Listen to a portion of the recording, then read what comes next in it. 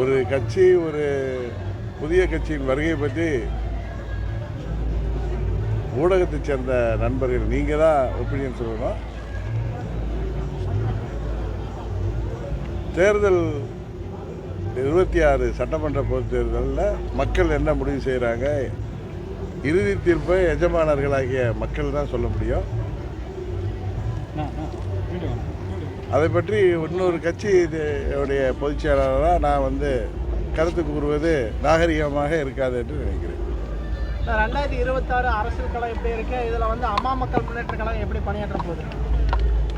தேசிய ஜனநாயக கூட்டணி, அம்மா மக்கள் முன்னேற்ற கழகம் அங்க வகிக்கின்ற தேசிய ஜனநாயக கூட்டணி ஆளுகின்ற மக்கள் விரோத திமுக ஆட்சியை முடிவுக்கு கொண்டு வந்து தமிழ்நாட்டில் ஒரு சிறந்த நல்லாட்சியை உருவாக்குவோம்.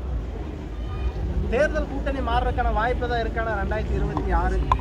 இல்லை, எங்கள் கூட்டணிக்கு இன்னும் பல கட்சிகள் வருவதற்கான வாய்ப்பு இருக்குது.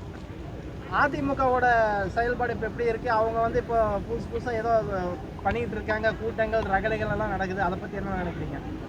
அது பழனிசாமி என்றைக்கு அந்த கட்சியை அபகரித்தாரோ அன்றிலிருந்தே இந்த ரகலையெல்லாம் நடந்துட்டு தான் இருக்குது. வெளியில் தெரியாமல் இருந்துச்சு. இப்போ கத்திரிக்காய் முத்துனா சந்தைக்கு வர மாதிரி இன்றைக்கி அதெல்லாம் வெளியில் எல்லாருக்கும் தெரிய ஆரம்பிச்சிருக்கு.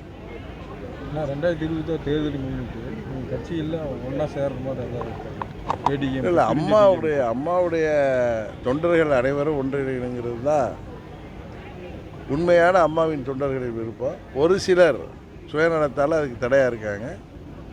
உறுதியாக அந்த தடைகள்லாம் விலகி அம்மாவின் தொண்டர்கள் அனைவரும் ஒன்றிணைவோம் என்கிற நம்பிக்கை எனக்கு இருக்குது. ஆனால் இந்த இரட்டை இலை வழக்கு இப்போ வரப்போகுது, அது சம்மந்தமாக நீங்கள் என்ன நினைக்கிறீங்க? ஓபிஎஸ்க்கு ஏதோ பேச போகிறாருன்னு சொல்லி சொல்கிறாங்க. இல்லை, நீதிமன்றத்தில் வழக்கு வந்திருக்கு. நீதிமன்றம் நல்ல முடிவு எடுக்கணும்னு நம்புகிறோம்.